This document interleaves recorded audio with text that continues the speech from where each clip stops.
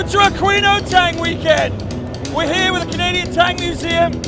As you can see, World of Tanks have sponsored us to be here. I'm representing a C2 Leopard 1 with a Canadian flag above me. Can't ask for anything better.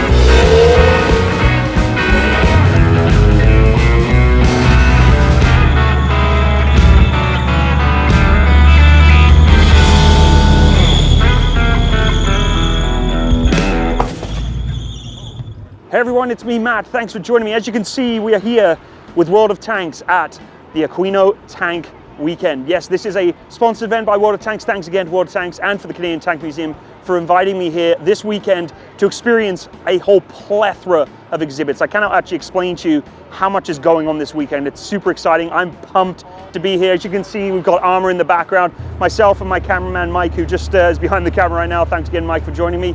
We just did a ride on a Belgian Leopard 1. So much fun. We overtook the Chieftain. It was kind of funny. Not the Chieftain, the YouTube content creator, the actual Chieftain tank. It was having some issues, but it's a Chieftain, it's supposed to, right? But we're gonna have a look around. There's so many exhibits, so many cool people to meet. I've already met a ton of really interesting people. The driver of the Leopard 1, 9-year reserve veteran working with armor. Really cool to see his experiences working on these vehicles. You can see the passion in those who are working on this site and working with the museum and the team, and even the team supporting us from World of Tanks, really engaged. And of course the game itself, ton of fun. They've got a site here we can actually play some games, so I'm actually going to have a little bit of a game on some of their accounts because they got a lot better tanks than I do, I'll tell you that right now. But it's really fun being here, so we're going to take a look around. Today is the kind of VIP exclusive day with tank rides and looking at things a little bit ahead of the game before the majority of the crowd show up tomorrow and on Sunday. But speaking of crowds, let's speak about our gaming crowd as we dive into the world of tanks where players around the world fight for armored dominance. If you're a new or an existing player of the World of Tanks community, it's never been a better time to be involved with the game and become a part of the tank battling online where you can actually play online for free on the PC. Make sure you check out the link below for some amazing content and features for existing or brand new players to the game. Also, if you're not aware of the World of Tanks Salute program, then you have to check it out. As a serving member of the military and a veteran, it's really humbling to see that the World of Tanks have gone that extra step beyond by supporting in-game benefits and exclusive features for eligible past and present members of the United States and Canadian Armed Forces. Some of the features include a free special style, a free Thunderbolt 7 Premium Tier 5 medium tank, discount coupons for World of Tanks Premium Shop, and exclusive bundles. This is a really cool feature, and of course, go check out the website and ensure that you follow the link to be identified of how you can get that particular capability. If you're ready to get engaged in some tank combat, use that link below and use the code COMBAT to help gain some unique goodies that will boost your in-game tanking experience. This code provides incredible extras for new players, such as the Cromwell B Tier 6 British Premium Medium Tank, 250,000 credits and 7 days of premium access, 3 rental tanks for 10 battles each, the Tiger 131 Tier 6 German Heavy Tank, the T-78 Tier 6 American Tank Destroyer, the Type 64 Tier 6 Chinese Premium Light Tank, and for existing players, don't forget that you're not forgotten in all this, 3 days of premium access, Camoflage 2D style bargain, which is the checkered camo that will turn your tanks into a true Motley Crew style, a 7-day rental of the premium tank Centurion Mk, or 100,000 credit compensation if you already have this tank in your garage. So, come join me and many others in-game on the battlefield in World of Tanks today. So let's get back to my visit. Of course, the event was 3 days, Friday, Saturday and Sunday. I flew in on the Thursday into Toronto. Ottawa is where this particular event happens, in Oshawa at the Ontario Tank Museum, now known as the Canadian Tank Museum, recently rebranded. And it was really cool to be involved in the kind of pre-ceremony, pre-Saturday and Sunday VIP experience. We're able to kind of practice and rehearse the Leopards being pulled up and around and kind of neutral turning to present to the crowd. Super cool, really fun, unique experience where other content creators, including Cone of Arc and Funker 530, were involved in that particular event. Really cool. But I got to meet a lot of different people throughout the entire event, including my fans, members of the Wargame community, including Chieftain, the Challenger, and Softline, who, you know, such a fantastic soul. She has so much energy, so much fun. Unfortunately, I wasn't able to talk to her for very long because she was just as busy as I was. And it was just really cool to meet a whole host of different people, including someone from South America who was a avid war gamer in World of Tanks, and they are actually working and living in Quebec in Canada, but they decided to come to the event, and I'll put a description and link to their channel in the description box below. Really cool to meet them by that priest and have a little bit of a chat with a fellow gamer. But because there is so much going on this event, I've kind of broken it up into multiple different videos, and this particular video is zeroing in on veterans. I am on the beautiful Australian Leopard with an Australian ex-serving Remy. Of course, myself, Remy, in the British Army. We've got lots of Leopards here for the opening ceremony. World of Tanks at the back there. We've got the American flag, Canadian Leopard, with Lottie over there, also from Australia. The British flag over on that Leopard, so we got a lot of people. Yes, I was able to meet a number of different veterans, either supporting the museum, supporting the vehicles themselves, or just coming as a community together to be able to be a part of the experience of the Aquino Tank Museum weekend, which inherently has its own reenactments, whether it be World War II, but I zeroed in quite heavily on the Gulf War reenactment, which I thought was absolutely incredible use of the CVRT, or Combat Vehicle Reconnaissance Tract, which of course I went to Afghanistan with. I supported alongside Warrior with CVRTs. So when seeing CVRTs in desert configurations, of course, I got my heart racing a little bit.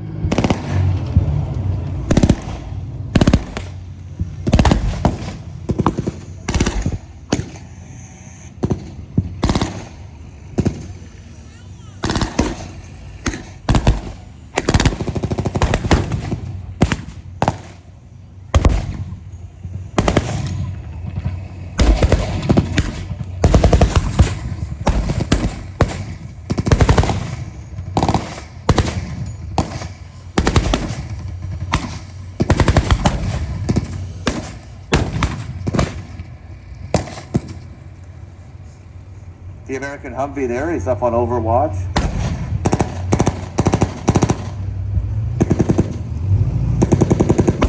Iraqi forces are completely pinned down. Here comes their reinforcement.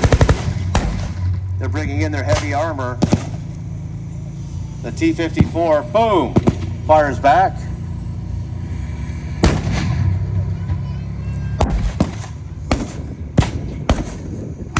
CVRTs are swarming the Iraqi tank. Most of the shots are bouncing off the armor, but the crew is confused.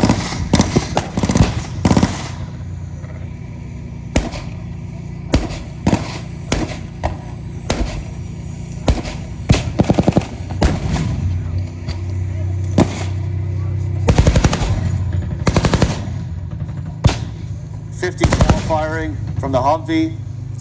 Fire from the Dishka on the T-54.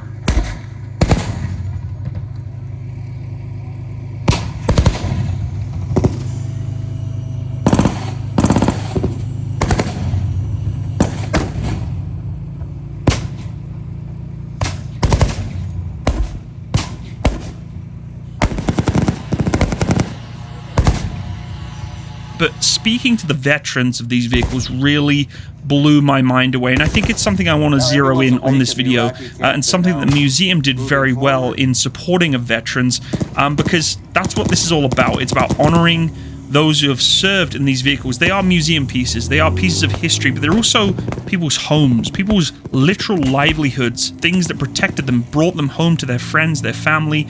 Tanks and armored fighting vehicles are there for a purpose. Of course, they are inherently designed to kill the enemy, to destroy other tanks, but the other purpose is to defend and protect one another as a crew and as a family within that crew. And it was really eye-opening to meet certain crew members that I never would have experienced elsewhere in my community of, network of people I know.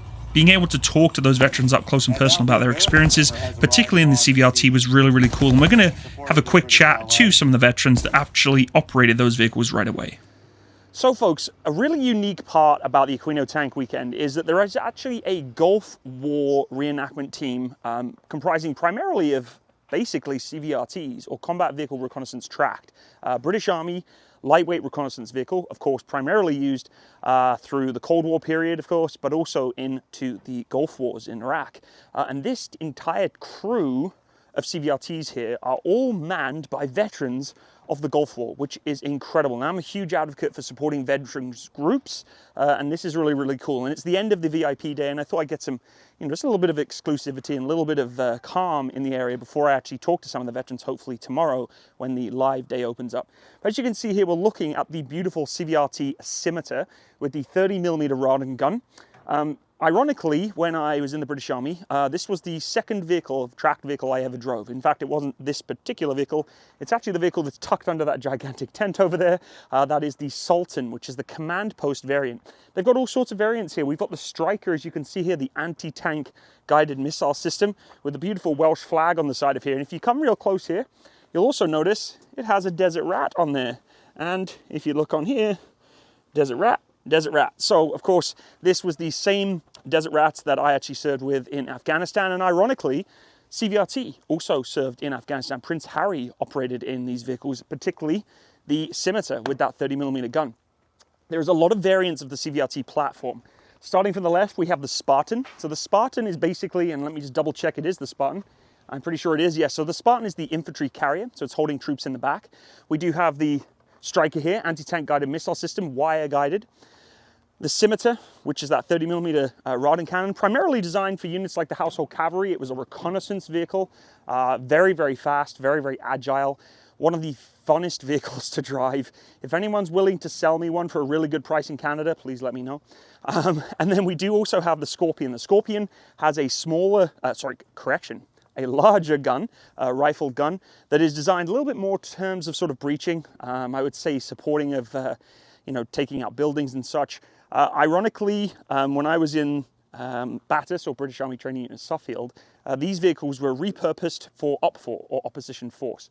So these vehicles were not deployed to Afghanistan. These are older variants. They're a petrol-driven or gasoline-driven engine inside of these. The Scimitars, the more modern ones, are driven with a diesel engine. So the transmissions, very similar. I think it's the TN15 transmissions. These things drive like the wind, and they are so much fun to drive. So it looks like we've got a couple of Scorpions here. But the things that I really love about the Scimitars is purely the ease of operation. It is two tillers, right? You're basically gears and tillers. And it just flies. These things fly. Of course, you can see how low it is. I'm 6'2", and it's only a little bit higher than me. So that's why these are really useful for reconnaissance. Low profile, really nice to tuck in, observe from target from a distance with that big old sight on the side here. And if needed to, engage with that 30mm. But primarily, this isn't really an opposition vehicle. It's not going in to engage. It's going there to reconnaissance and look at the targets. But what I am really, really happy about this particular exhibit or this group of vehicles is that they are run by veterans that operated not just the vehicle, right? Not just the series of vehicles, the family of vehicles, the actual serial numbers of these vehicles. So what does that mean? Well, the veterans from the British Army that served in the Gulf War tracked down the serial numbers of these vehicles, because the system is very, very good at tracking down the registrations, the places they served, and who served with them. And people reached out to the veterans that could find the serial numbers of these vehicles and tied them together. So they actually operated on the vehicle in the Gulf War, and they are going to be in the exhibition and in the Aquino Tank Weekend showing off these vehicles in an exhibit tomorrow. It's just so exciting. I think that is so cool, and I'm a huge advocate for supporting veteran community and supporting veteran initiatives. This is a big one. I think it's really cool to see, the Gulf War series of CVRTs and the veterans that supported working inside those vehicles. This is their baby. If I could pick up my Warrior from Afghanistan, jump into it and say, this was my baby, it would be a dream come true. Maybe one day it'll happen, who knows? But I just really love the fact that CVRTs like this can be showcased in all their glory. But one last thing, let's go look at the opposition force of these vehicles, because just like anything, they have to have an enemy, right? And of course, we still have the anti-tank guided missile from the Striker here, but over here, we have their adversaries. And the adversary is the BMP. Very similar kind of design, very low profile, okay? An infantry carrier, got our back doors. We know for a fact, okay, that these vehicles, in the modern context, certainly not where you really want them to be. But the reality is this is an Iraqi armored fighting vehicle, which is pretty cool to know because it works perfectly against the opposition that it would be going against, which would be the CVRT. So CVRT 30mm would eat this thing alive. It literally would eat this thing alive. And of course, the gun on this, similar to that of the Scorpion, of this beautiful vehicle, okay? A little bit larger, and of course also has the capability for an anti-tank guided missile. I really love this vehicle though. It's old school Russian tech. I love the fact that we've got manhole covers on the side here to pop your rifles out the side. Unfortunately, it looks like this vehicle won't be running this weekend, which is, you know, it is what it is. It's mechanics. You can't just get parts of these things like that. But love it. I love the fact that we have this fleet here. It's going to showcase tomorrow at the Aquino Tank Weekend. And yeah, really cool sights to see. So let's go see some other stuff. Hey again, everyone. So as I mentioned in a video earlier, I really wanted to kind of interview the veterans that are operating these beautiful CVRT or Combat Vehicle Reconnaissance track. There is such a fantastic collection here with the Gulf War veterans. And I actually have a veteran right in front of me here. Do you want to just quickly introduce yourself? Hi everybody, I'm George Clegg. I served with A Squadron, 1st Dragoon, Queen's Dragoon Guards in the Gulf, and we operated a 7 Armoured Brigades Formation Reconnaissance Squadron. Fantastic. And can you speak a little bit about 7 Armoured Brigade? Because I have a little touch and tie into the... Yes, a 7 Armoured Brigade were the first British formation that deployed on Operation Granby. If you remember that the first part of Operation Granby, up until around about Christmas, we were in a defensive mode, or the coalition forces were in a defensive mode. And then after Christmas, with more reinforcements, the British forces increased their combat size to a division, and also with an additional Armoured Brigade, 4 Armoured Brigade. So 7 Armoured Brigade and 4 Armoured Brigade were the main fighting troops. In this period, they formed an artillery grouping with basically 16 5th Lancers and 8 Squadron QDG in that particular organisation. And the idea was that they were going to prosecute the depth battle while the brigades behind us were prosecuting the close battle. So our task and our mission was to look to see what was in depth of the armoured brigades. Nice, fantastic. So, and just a little bit of tie-in and sort of personal attachment, which is why this is so important to me, is because of the desert right on the side of the flash there. Of course, my own serving brigade that I served with in Afghanistan. So I have a great link, and I really think it's an important thing to say that in terms of the veterans, we have a little bit of synergy, a little bit of linking, and different generational, but it's still, you know, kind of cool. Absolutely. So I think it'd be really cool if you could kind of show us some of these CVRTs and go over them a little bit and give your own unique experience, because I mean, you literally served in combat with these. So. Okay, so what we're looking at here is the rear end with the back door open of the Combat Vehicle Reconnaissance tracked armoured command vehicle called, which was a Sultan.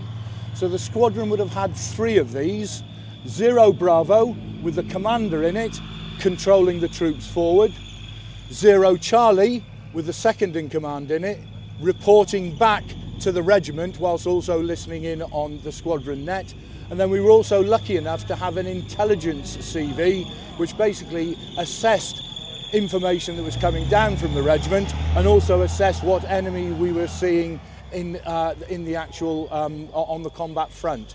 So we had 3 of these. Looking across to the very, very glamorous Ferret Scout car over here, we were fortunate enough to have 2 Ferret Scout cars in the squadron. Right. One was operated by the Squadron Sergeant Major and the other by a liaison officer. The liaison officer that used to go back to the regiment and brigade to pick up orders and maps and the like.